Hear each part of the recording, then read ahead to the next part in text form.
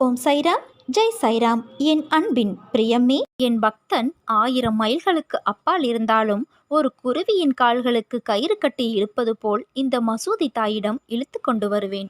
சொந்தமாக வீடு கட்டும் உனது நீண்ட நாள் கனவானது விரைவில் பூர்த்தியாகப் போகிறது. நானே முன்னின்று உனக்கு தேவையான அனைத்து உதவிகளையும் செய்யப் போகிறேன். இது உன் சாயப்பாவின் சத்திய வாக்கு. வீடு கட்டுவதற்கு அஸ்திவாரம் என்னும் அச்சாணியை நானே முன்னின்று நடத்தி தரப்போகிறேன். உன் வீட்டில் வந்து அமர்ந்து தீப ஒளியாக காட்சி தந்து முழுவதுமாக நானே வாசம் செய்ய போகிறேன். உன் தொழிலில் முன்னேறுவதற்கான வழியையும் நானே காண்பிக்கப் போகிறேன். என்றும் உன்னை மற்றவர்களிடம் கையேந்த நான் அனுமதிக்க மாட்டேன். என் நிழலில் நீ இருக்கும் வரை நான் உன்னை காப்பேன் என்று உனக்கு உறுதியளிக்கிறேன். நீ எதை நினைத்து என்னை சரணடைந்தாயோ அது நிச்சயம் உனக்கு கிடைக்கும். நீ விரும்பிய வாழ்க்கையை கொடுத்து உன்னை வளமோடு வாழ வைப்பேன். நான் இருக்கிறேன் என்றும் உனக்கு துணையாக என் அருட்பார்வை உன்னை வழிநடத்திச் செல்லும். தீராத பிரச்சனை என்று எதுவும் இல்லை. துணிந்து செயல்படு. துணைக்கு நான் வருகிறேன். நான் உன்னுடன் இருக்கும் ஒவ்வொரு நொடியும் உனக்கு எந்த பயமும் தேவையில்லை. உனக்கான நேரம் வந்தவுடன் நீ என்னிடம் கேட்டது நிச்சயமாக நடக்கும். அதில் எந்த மாறுதலும் இல்லை. அதை முதலில் நீ நம்ப வேண்டும். என் வார்த்தை மேல் நீ நம்பிக்கை வைத்து அனைத்தையும் செயல்படுத்து. உனக்குரிய கஷ்டமான நேரத்தில் கஷ்டத்தை நினைக்காமல் என்னை நினைத்துப்பார். அந்த கஷ்டமே தெரியாமல் நான் உன்னை வெளியில் கொண்டு வருவேன். எத்தனை பேர் கூடி உனக்கு வழியை அடைத்தாலும் அத்தனை பேரும் வியக்கும்படியாக நான் உனக்கு பல வழிகளை திறப்பேன். கலங்காதே. வாழ்க்கையில் நீ விடும் ஒவ்வொரு சொட்டு கண்ணீருக்கும் பதில் உண்டு. கலங்காதே. உன் நிம்மதியில்லாத வாழ்வை நான் இன்பம் பொங்கும் வாழ்வாக மாற்றப் போகிறேன். அதற்கான முயற்சியைத்தான் எடுத்துக்கொண்டிருக்கிறேன். உன்னுடைய கவலைகள் அனைத்தையும் தூர எறி. உன்னுடைய துன்பங்கள் ஒரு முடிவுக்கு வந்துவிட்டன. ஒருவன் எவ்வளவுதான் நசுக்கப்பட்டு வேதனைப்பட்டவனாக இருந்தாலும் இச்சமாதியில் கால் வைத்த உடனே அவன் மகிழ்ச்சியின் பாதையில் செல்கிறான். உன் கேள்விகளுக்கான விடை என் துவாரகமாயியில் கிடைக்கும்.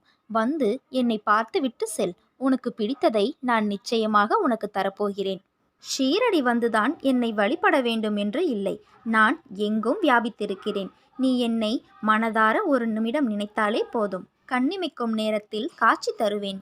இரவு உறங்கப் போவதற்கு முன் என் உதியை நம்பிக்கையோடு உன் நெற்றியில் பூசி ஓம் சாய்ராம் என்னும் என் நாமத்தை 3 முறையோ 9 முறையோ அல்லது 11 முறையோ உச்சரித்து வா. உன் வாழ்வில் நல்ல மாறுதல்களை காண்பாய். விடியும் பொழுது உன் கவலைகளுக்கு முடிவாக இருக்கும். நீ நம்பிக்கையோடு பிரார்த்தனை செய்து என் உதியை பூசி வா. நீ எங்கு வேண்டுமானாலும் இரு. என்ன வேண்டுமானாலும் செய்து கொண்டிரு. ஆனால் உன் உதடுகள் என் நாமத்தை உச்சரிக்கட்டும். சாயி சாயி என்று உன் எண்ணத்தில் என் நாமம் இருந்தால் உனக்கு அனைத்தும் ஜெயமாகும். தைரியத்தை ஒருபோதும் இழந்து விடாதே. உன் மனதில் எந்தவிதமான கவலையும் வேண்டாம். அனைத்தும் சுகமாகிவிடும். கவலையை விடு. பக்கீர் தயாள குணமுள்ளவர். உன்னை நிச்சயம் ரட்சிப்பார். உன்னை நினைத்து நான் கவலைப்படுவதா அல்லது வருத்தப்படுவதா? உன் மனதில் இருக்கும் சங்கடம் ஒன்றா இரண்டா? அதை பட்டியலிட. உன் மனதிற்கு வரும் துன்பங்கள் கஷ்டங்கள் ஒரு பக்கம். நீயாக நினைத்து ஏற்படுத்திய கஷ்டங்களும் மனவலியும் இன்னொரு பக்கம். நம் கஷ்டங்களையும் துன்பத்தையும் கண்ணில் விழுந்த தூசி போல கசக்கினால்தான் உனக்கு கண்ணில் வலி ஏற்படும். அதை போலவே உன் துன்பத்தை மட்டுமே நீ நினைப்பதால்தான் இன்று வரை நான் உனக்கு அளிக்கும் விஷயங்களை உன்னால் சரிவர புரிந்து கொள்ள முடியவில்லை. நீ என்னை பார்க்கும்போது உன் கண்ணில் ஆனந்தமும் மனதில் வேதனையும் தெரிகின்றதே. என் பிள்ளை, நீ வேதனை கொள்ளலாமா? உனக்கு நான் இருக்கிறேன். உன் மனம் என்பது குழந்தையின் மனதைப் போல் பளிங்கு போல் பளிச்சென்று தெளிவாக உள்ளது. ஆனால் நீயோ அதை உணராமல் தேவையில்லாத விஷயங்களை நினைத்து புலம்பி தவித்து கொண்டிருக்கிறாய். இவ்வுலகில் தவறு செய்யாதவர்கள் என்று யாரும் இல்லை. சிலர் தெரிந்தும் சிலர் தெரியாததுமாய் செய்கிறார்கள். அவர்களுக்கான சூழ்நிலை, நேரம் மற்றும் அவர்களின் வினையின் பயனால் செய்த தவறுக்கு மனவலியும் வேதனையும் அடைகிறார்கள். உன் மனதில் ஏற்படும் அனைத்திற்கும் பொறுப்பு நானே. உன் தவறை நினைத்து வருந்துகிறாய். திருத்திக் கொள்ளவும் நினைக்கிறாய். அது அப்படியே நடக்கும். அதை நிறைவேற்றி தருவேன். நீ கவலைப்படாதே. எதற்காக பயப்படுகிறாய்? நான் இருக்கையில் உன்னை நிச்சயம் செம்மைப்படுத்துவேன். உன் துன்பம் காற்றாடி போல. காற்று எந்த திசையில் இருக்கிறதோ அந்த திசையில்தான் அது பறக்கும். அதை வேறு பக்கம் திசை திருப்ப நினைத்தால் அது பறக்காது. அதுபோலதான் உன் வாழ்க்கையும். உன் வாழ்க்கை என்னும் காற்றில் துன்பமும் சந்தோஷமும் இரண்டும் ஒரே அளவுதான். சந்தோஷத்தை ஆனந்தமாய் எடுத்து ரசிக்கிறாய். கஷ்டத்தை கண்டு ஓடுகிறாய். அதனால்தான் அது உன்னை துயரத்தில் துரத்துகிறது. இரண்டையுமே ஒரே அளவில் நீ நினைக்கவும் கடந்து போவதற்கும் பழகிவிட்டால் உன் வாழ்க்கை சோலைவனமாயிருக்கும். எதற்கும் பயப்படாதே. யாரும் துணை இல்லை என்று நினைக்காதே.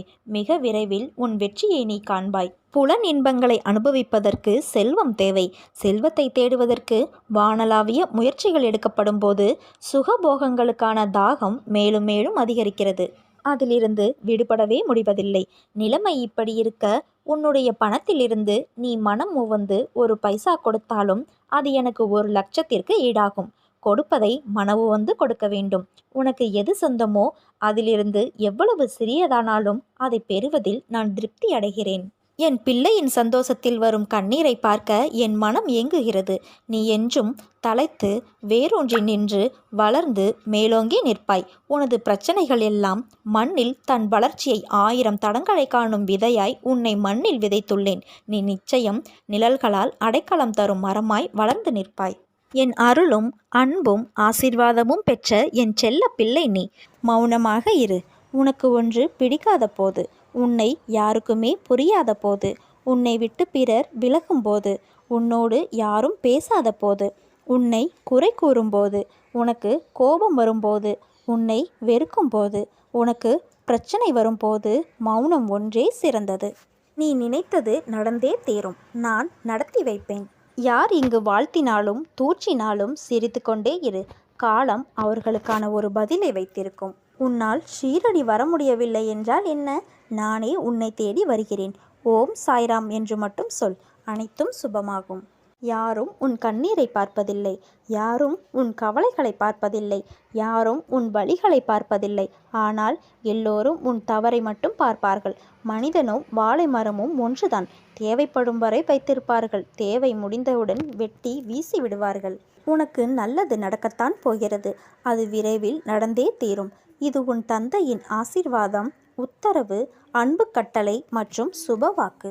இன்று முதல் உன் துன்பங்கள் எல்லாம் நீங்கி நாளை முதல் ஆனந்த வாழ்க்கையை வாழப்போகிறாய். இனி உன் வாழ்வில் நன்மையே உண்டாகும். வெற்றி வந்தால் பணிவு அவசியம். தோல்வி வந்தால் பொறுமை அவசியம். எதிர்ப்பு வந்தால் துணிவு அவசியம்.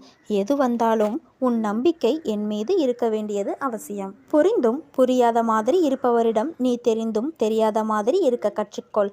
தன்னம்பிக்கையோடு இரு. நல்லதே நடக்கும். வாழ்க்கையில் மனசாட்சிப்படி நடந்தாலும் மன கஷ்டமே மிஞ்சுகிறது என்று கவலைப்படாதே.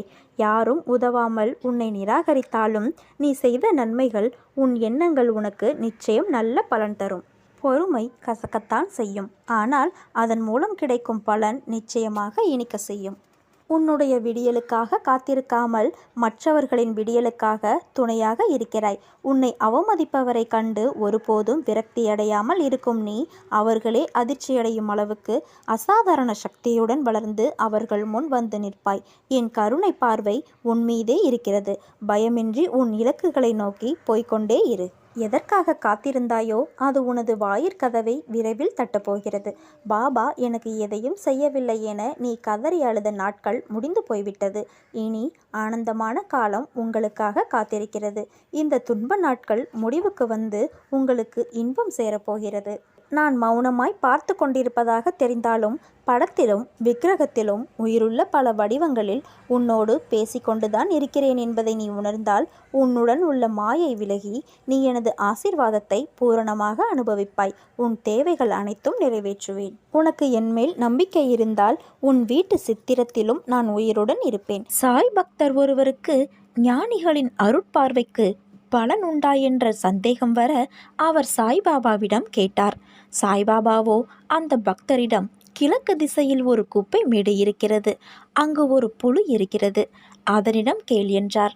அந்த பக்தர் அவ்விடம் சென்று குப்பை மேட்டில் உள்ள ஒரு புழுவை பார்த்து அந்த கேள்வியை கேட்டார். உடனே அந்த புழுவானது ஒரு துள்ளு துள்ளி கீழே விழுந்து இருந்தது. வருத்தத்துடன் சாய்பாபாவிடம் இதை கூற அவர், அப்படியானால் மேற்கு திசையில் உள்ள கோவில் கோபுரத்தில் வசிக்கும் புறாவினை கேள் என்றார். அந்த பக்தர் ஆவலுடன் அப்புறாவிடம் அந்த கேள்வியை கேட்டார். உடனே புறா தன் சிறகை படபடத்து பக்தரின் பாதங்களில் விழுந்து உயிரை விட்டது. தன் கேள்வி 2 உயிர்களை பழி வாங்கிவிட்டதே என்று மிகவும் வேதனையுடன் சாய்பாபாவிடம் சென்று நடந்ததை கூறினார் அந்த பக்தர். சரி, இந்த முறை நீ வடக்கு திசையில் ஓர் வீட்டில் அழகிய ஆண் குழந்தை பிறந்துள்ளது. நீ அதனிடம் சென்று கேள் என்றார் சாய்பாபா. முன்பு நடந்தது போல இம்முறை நடக்காது என ஆறுதல் சொல்லி அனுப்பினார் சாய்பாபா. அந்த பக்தர் அந்த வீட்டை அடைந்தார். அந்த குழந்தையை பார்த்து தன் கேள்விதனை தயக்கத்துடன் கேட்டார். அந்த குழந்தை சொல்லியது, தேவரிஷியே, குப்பை மேட்டில் புழுவாக இருந்த என்னை தங்களின் அருட்பார்வையால் புறாவாக்கினீர்கள். புறாவான எனக்கு மீண்டும் தரிசனம் தந்து உயர்குலத்தில் பிறக்க வைத்தீர்கள். தற்போது மீண்டும் எனக்கு நீங்கள் நேத்திர தீட்சை அளித்து என்னை தேவனாக்கியுள்ளீர்கள். இந்த 3 பிறவிகளிலும் தங்களின் அருளே எனக்கு கிடைத்த வரப்பிரசாதம். என்னை வாழ்த்தி விடை கொடுங்கள் என தேவலோகம் சென்றது. பக்தரும் புரிந்து தெளிவானார். அதுபோல என் பக்தனான நீங்கள் நான் குரு என்பதை என்றைக்காவது உணர்ந்திருக்கிறீர்களா? குருவின் வேலை மாணாக்கனுக்கு உணவூட்டி உறங்க வைப்பதா? இல்லையே, அவனுக்கு பல வழிகளில் பயிற்சி தருவதுதானே. எனது சோதனைகள் உன்னை அழிப்பதற்காக அல்ல, நடைமுறை வாழ்க்கையை நீ நன்றாக உணர்வதற்காக. ஜனங்கள் பாபாவை அணுகும்போது பாபா அல்லா அச்சா கரேகா, அதாவது கடவுள் அருள் புரிவார் என சொல்லிக்கொண்டே உதியை அளிப்பார். அவர் கூறியது யாவும் அப்படியே நடக்கும். ஒருமுறை நான் இங்கே பேசிக்கொண்டிருக்கிறேன், அவை அங்கே நிகழ்கின்றன என பாபா கூறினார். பாபாவின் சொற்கள் பிரமாணம் நிறைந்தவை. வறண்ட பாறையில் தண்ணீர் உள்ளது என அவர் கூறும்போது அங்கே தண்ணீர் கிட்டியது. பஞ்சபூதங்களும் அவரது ஆணைகளுக்கு கட்பட்டன. நான் சொன்னால் பலிக்கும், என் வாக்கு பலிக்கும் என்று தங்களை பற்றி சிலர் சொல்லிக் கொள்கிறார்களே, அது என் விஷயத்திலும் உண்மையாக நடக்கிறது. யாரையும் வஞ்சிக்காத ஒருவன், கடவுள் நம்பிக்கையுள்ள ஒருவன் மனதார சொல்லும் எந்த வார்த்தைக்கும் உயிர் இருக்கிறது. அந்த உயிர் தன் சக்தியை காட்டி விடுகிறது. ஆத்திரத்தில் சொல்லும் வார்த்தைகள் மட்டுமின்றி இயற்கையாக வந்து விழும் வார்த்தைகளும் பழித்து விடுகின்றன. எல்லாவற்றிற்கும் குரு நம்பிக்கைதான் காரணம். எனதன்பு குழந்தையே, என் நாமத்தை தினமும் பலமுறை உச்சரிக்கும் நீ நன்கு அறிந்து கொள், நான் உன் உள்ளம் முழுவதும் நிறைந்திருப்பவன் என்று. உன் மனக்கவலைகள் அனைத்தையும் அளித்து உனக்கு நல்வாழ்க்கையை அமைத்து தருவேன். கலங்காதே, திகைக்காதே. உனக்கு நடப்பதெல்லாம் நன்மையாக மாற்றி தரப்படும். நீ அனைத்திலும் ஜெயிப்பாய், ஜெயித்து கொண்டே இருப்பாய். உன் மனச்சோர்வு அனைத்தும் ஒரு முடிவுக்கு வரும். என் துவாரகமாய்க்கு வா, என்னுடன் பேசு. பூக்கள், இலைகள், இனிப்புகள் போன்றவற்றை உங்களுக்கு வழங்கும் ஒரு நபர் மூலம் நீ என் தரிசனத்தை பெறுவாய். பாபாவிடம் சரணடைந்தோர் வாழ்க்கை முதலில் கடினமாகவும் பிறகு இலகுவாகவும் மாறும். கடினமான சமயங்களில் நம்பிக்கை, பொறுமையுடன் இருந்தால் வாழும் காலத்திலே நீ மோட்சம் பெறலாம். எந்த ஒரு காரியத்தையும் ஈடுபாடோடு செய். பிடிப்பும் நம்பிக்கையும் இல்லாமல் நீ செய்யும் எந்த காரியத்திலும் உன்னால் வெற்றி பெற முடியாது. நான் ஈடுபாடோடு தான் செய்கின்றேன், ஆனால் அப்பொழுதும் வெற்றி பெற முடியவில்லையே என்று புலம்புகிறாய். கவலைப்படாமல் நீ உன் கடமைகளை செய். உன்னுடைய காரியம் நிச்சயம் கைகூடும். தொடர் தோல்விகளாலும் ஏமாற்றங்களாலும் நீ நம்ப மறுக்கிறாய். அதற்காக நீ செய்யும் செயல்களை நம்பாமல் செய்தால் எப்படி? எனது பிள்ளைகளை என்றும் கவலைப்பட்டு கொண்டே இருக்க நான் விட்டு விடுவேனா? நான் இருக்கிறேன், நம்பிக்கையோடு இரு, கவலைப்படாதே. உன்னை ஒரு பொழுதும் நான் கைவிட மாட்டேன். நீ சந்தேகமோ கேள்வியோ இல்லாமல் நமக்கு எது சிறந்ததோ அது நிச்சயம் நம்மை வந்து சேரும் என்ற எண்ணத்தை வளர்த்துக்கொள். உலக அனுபவங்களை எடுத்துப்பார். இந்த எண்ணம் உள்ளவர்களே அவரவர் வாழ்க்கையில் வெற்றியுடன் இருப்பார்கள். அதைத்தான் நான் உன்னையும் பின்பற்ற சொல்கிறேன். நீ உன்னுடைய துன்பமான காலங்களை கூட புன்னகையுடனும் தளராத நம்பிக்கையுடனும் எதிர்கொண்டு பார். உன்னுடைய தடைகள் அனைத்தும் வெற்றிப்படிகளாக மாறும். அதை பின்பற்றுவது சிறிது கடினமான ஒன்றுதான், ஆனால் அதை முயன்று பார். உனது துயரங்கள் அனைத்தும் காணாமல் போகும். என்னை மீறி எதுவும் நடக்காது. உன் நிழலாக என்றும் உனக்காக நான் இருக்கிறேன். சகல சௌபாக்கியங்களையும் பெற்று நீ சீரும் சிறப்புமாய் வாழ்வாய். உன்னால் முடியும், உன்னால் மட்டுமே முடியும். சறுக்களிலிருந்து நீ மீண்டு சாதிக்கப் போகின்றாய். உன்னை இழந்தவர்களும் கதவை சாத்தி கொண்டு போனவர்களும் உன்னை பார்த்து பிரமிக்கப் போகிறார்கள். அதுவரை நான் சிறிதும் அயராது உனக்காக உழைக்கப் போகின்றேன். நான் உன்னை விட்டு விலகவும் மாட்டேன், விலகி போகும்படி நான் செய்யவும் மாட்டேன். உன்னை சுற்றியுள்ளவர்களில் யார் யாரெல்லாம் உன்னிடம் சுயநலத்தோடு இருக்கிறார்கள் என்று தெரியவில்லையே என புலம்புகிறாய்.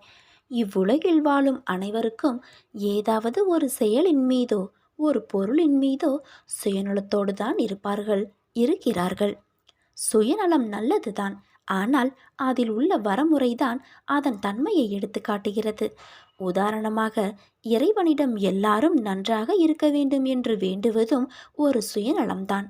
ஆனால் அதில் உலக நன்மை அடங்கியுள்ளது. அதுவே நான் என் குடும்பம் மட்டும் நன்றாக இருக்க வேண்டும் என்று இறைவனிடம் பிரார்த்தனை செய்வது இரண்டாவது வகையான சுயநலம். நான் மட்டும்தான் நன்றாக இருக்க வேண்டும், வேறு யாரும் முன்னேற்றம் அடைந்துவிடக்கூடாது என்று நினைப்பதுதான் உண்மையான சுயநலம். அது மிக மிக தவறு. இவர்கள்தான் சுயநலம் கொண்ட தீங்கு விளைவிக்கும் எண்ணம் கொண்டவர்களாவர். எந்த சூழ்நிலையிலும் ஒருவருடைய சுயநலம் மற்றவர்களின் உணர்வுகளையும் மற்றவர்களுக்கு துன்பம் விளைவிக்கும் விதமாகவும் இருக்கவே கூடாது. உன் கண்முன்னே ஒருவருக்கு உதவி தேவைப்படுகிறது என்றால் அதை நீ அந்த நிமிடமே முடிந்ததை அவருக்கு உதவ வேண்டும். அதை விட்டுவிட்டு நேரமில்லாமல் இருப்பது போல அங்கிருந்து வெளியேறுவதும் தான் உண்மையான சுயநலம். அதே சமயம் செய்த உதவியை எல்லோரிடமும் இக்கட்டான சூழ்நிலையில் உதவி புரிந்தது நான் தான் என்று சொல்லிக் கொள்வதும் சுயநலமே. சூழ்நிலைக்கு ஏற்ப செயல்பட்டு யாரெல்லாம் சுயநலத்தோடு இருக்கிறார்கள் என்பதையும் அவர்களிடம் எவ்வாறு செயல்பட வேண்டும் என்பதையும் தெரிந்து கொள். நிதானத்தோடும் நம்பிக்கையோடும் உன் கடமைகளை செய். உன்னுடைய காரியம் கைகூடும். உனக்கு எல்லா சூழ்நிலைகளிலும் நான் என்றும் துணை நிற்பேன். அனைவரும் வியக்கும் வகையில் நீ உயர்ந்த நிலைக்கு வரப்போகின்றாய். காத்திரு. உன்னை நான் என்றும் கைவிட மாட்டேன். உனது விழிகள் திறந்து பார்க்கும்போது உனக்கு முன்பு நான் அமர்ந்திருப்பதை காண்பாய். ஆனந்தமாக, மகிழ்ச்சியாக. அதுவரை பொறுமையாக இரு. நம்பிக்கையோடு இரு. நம்பிக்கைதான் வாழ்க்கை. நான் இருக்கும்போது நீ ஏன் அனாவசியமாக பயப்பட வேண்டும்? பயப்படாது இரு. நீ ஏன் 10 ஜென்மம் கஷ்டப்பட வேண்டும்? என் மீதான நம்பிக்கை பூரணமாக இருந்தால் 10 நாட்களில் உன் தொல்லைகளையும் ஊழ்வினைகளையும் அளித்து உன்னை என்னால் காப்பாற்ற முடியும். வாழ்க்கையில் விழுந்து விடுவேன் என்ற பயத்துடன் ஓடாமல், விழுந்தாலும் எழுந்து ஓடுவேன் என்ற நம்பிக்கையில் ஓடு. வாழ்க்கையில் எப்போதும் உனக்கு தடுமாற்றமே இருக்காது. கலங்கிய விழிகளோடு உன் வேண்டுதலுக்கான பதிலை எதிர்பார்த்து நீ காத்து கொண்டு இருக்கிறாய். இதோ ஆசீர்வதித்து விட்டேன். எல்லாம் சரியாகிவிடும் என தீர்க்கமாக நம்பு. உன்னுடன் உன் சாயப்பா நான் எப்போதும் இருக்கிறேனே.